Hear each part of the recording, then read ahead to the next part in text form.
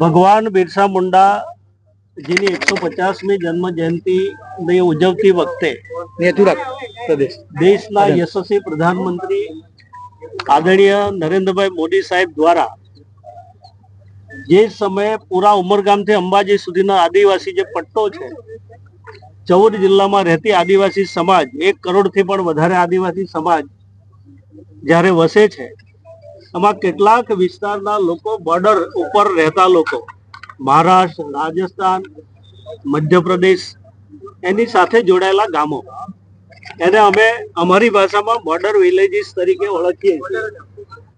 એવા ગામોના વિદ્યાર્થીઓ, એ પછી માધ્યમિક સ્કૂલમાં જતા હોય કે કોલેજના સ્ટુડન્ટ હોય, પણ એ વધુ સારો અભ્યાસ કરી શકે એ માટે એક સરસ રીતે એને પરિવહનનો લાભ મળે એ પ્રકારની રાજ્ય સરકારની જે આ યોજના છે,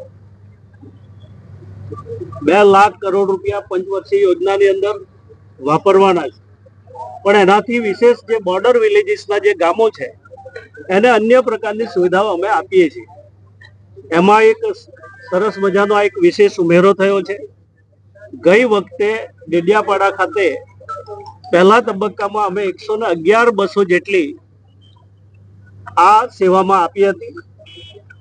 આજે જ્યારે માનનીય મુખ્યમંત્રી શ્રી ભૂપેન્દ્રભાઈ પટેલ સાહેબ, નાયબ મુખ્યમંત્રી શ્રી હર્ષભાઈ સંઘવીજી ના વરદ હસ્તે 139 જેટલી બસો આજે અમે અહીંયાથી ફ્લેગ આપીને સમાજની સેવામાં મૂકીએ છીએ. વલસાડથી લઈને સાબરકાંઠા સુધીના તમામ જિલ્લાઓમાં જે બોર્ડર વિલેજીસ છે, દાખલા તરીકે વલસાડની અંદર 30 બસો છે, સાબરકાંઠાની અંદર 22 બસો છે, ડાંગ જેવા જિલ્લાની અંદર 12 બસો છે, તાપી જિલ્લાની અંદર 12 બસો છે. એ પ્રકારના તમામ જિલ્લાઓને આમાં આવરી લીધા છે.